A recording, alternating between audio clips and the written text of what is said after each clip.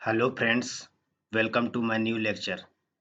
आज की लेक्चर बहुत ही खास होने वाली है जो commerce and CA final examination के लिए इम्पोर्टेंट होने वाली है। इससे पहले कि हम टॉपिक में आगे बढ़ें, मेरा नाम विकास कुमार है। मैंने यूजीसी नेट एग्जामिनेशन क्वालिफाई किया हुआ है। मैंने सीए फाइनल का एग्जामिनेशन क्वालिफाई किया हुआ है। मुझे मोर देन 8 ईयर एग्जामिनेशन पढ़ाने का एक्सपीरियंस भी है। आप मेरे साथ पढ़कर नॉलेज एंड एक्सपीरियंस गेन कर सकते हैं। चलिए अब टॉपिक पे स्टार्ट करते हैं। टॉपिक का नाम है कैश फ्लो स्टेटमेंट। ये एग्जामिनेशन के पर्पस से बहुत ही इम्पोर्टेंट टॉपिक है जो सीए फाइनल फाइनल एग्जामिनेशन में आपसे पूछी जाती है। सबसे पहले हम एक छोटा सा एग्जाम्पल के थ्रू इसको समझने की कोशिश करेंगे कि ये कैश फ्लो स्टेटमेंट होता क्या है।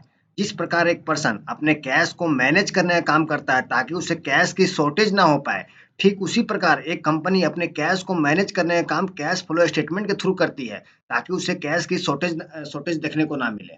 ठीक है। ये short run planning company short run planning करती है, मतलब लेस देन 1 ईयर के लिए इसको बनाती है, लेस देन 1 ईयर के लिए।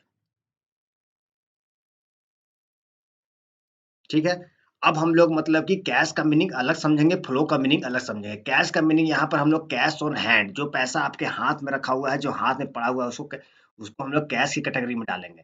फिर एक होता है डिमांड डिपॉजिट विथ बैंक, मतलब कि आपने पैसा बैंक में किस टाइप का जमा किया है, डिमांड डिपॉजिट। जब आपको मतलब पैसे की जरूरत होगी तब आपको पैसा मिल जाएगी। तो इसको हम लोग कैश की कैटेगरी में डालेंगे। अब फ्लो का मीन्स क्या होता है? फ्लो का मीन्स होता है इन फ्लो और out flow of cash equivalent. यहाँ पे एक वर्ड आ रहे हैं कैश इक्विवेलेंट, इसको ध्यान से पढ़ेंगे फ्रेंड्स। इसको मतलब कि ये सीए एग्जामिनेशन के लिए बहुत ही इंपॉर्टेंट है कि कैश इक्विवेलेंट का मतलब होता क्या है। आइए देखते हैं कि कैश इक्विवेलेंट का मतलब होता क्या है। कैश इक्विवेलेंट का मतलब होता है शॉर्ट टर्म के लिए होता है। सबसे पहले आप याद रखिएगा, लेस देन 1 ईयर के लिए बनाया जाता है। हाईली लिक्विड इन्वेस्टमेंट है, मतलब इसमें बहुत पैसा बहुत भारी मात्रा में पैसा लगाया जाता है। लेकिन ये सबसे अच्छा बात यह है कन्वर्ट इनटू कैश, ये तुरंत कैश में कन्वर्ट हो जाता है।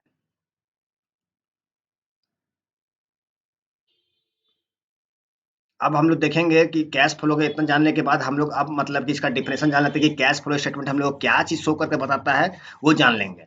तो कैश फ्लो स्टेटमेंट हम लोग को चेंज बताएगा किसमें, फाइनेंशियल पोजीशन पर चेंज बताता है, किस पर, कैश बेसिस पर। मतलब आपकी कंपनी में कैश बेसिस में कितना चेंज हुआ है कैश बेसिस पर। तो उसको उसको हम लोग को कैश फ्लो स्टेटमेंट के थ्रू हम लोग को फाइनेंशियल पोजीशन के बारे में पता चलता है। अब ये काम कैसे करता है ये भी जान लेते हैं। तो फ्लो ऑफ कैश कैसे करेगा? तो एक एक नॉन करंट एसिड्स होना चाहिए, एक करंट एसिड होना चाहिए। ये आपको याद होगा कि नॉन करंट एसिड्स को ही हम लोग मतलब कि फिक्स फिक्स एसिड्स मतलब के रूप में हम लोग इसको जानते हैं। ठीक है। अब ये मान लीजिए काम करने के लिए क्या करना चाहिए, एक नॉन करंट होना चाहिए मतलब, और एक करंट एसिड होना चाहिए, मतलब एक फिक्स एसिड होना चाहिए, एक करंट एसिड होना चाहिए, जिसके अनुसार ये वर्क करता है। अब इसको बनाने के लिए कुछ रूल एंड रेगुलेशन होता है। जी हाँ, इसको बनाने के लिए कुछ रूल एंड रेगुलेशन है, जिसको हम लोग अकाउंटिंग स्टैंडर्ड 7 के तहत बनाते हैं। अब अकाउंटिंग स्टैंडर्ड 7 हम लोग क्या बोलता है, अगर आपकी इंटरप्राइजेस इक्विटी और डेथ में बिजनेस कर रही है तो आपको स्टॉक एक्सचेंज ऑफ इंडिया में लिस्टेड होना पड़ेगा। सबसे फर्स्ट कंडीशन आपको मतलब कि अकाउंटिंग स्टैंडर्ड 7 के रूप में आपको मिलती है। सेकंड क्या बोलती है कि बिजनेस इंडस्ट्री अगर टर्नओवर 50 करोड़ से अधिक का टर्नओवर कर रही है तो आपको कैश फ्लो स्टेटमेंट बनाना जरूरी है। आई होप आपको यहाँ तक समझ में आया होगा। अब हम लोग आगे बढ़ते हैं।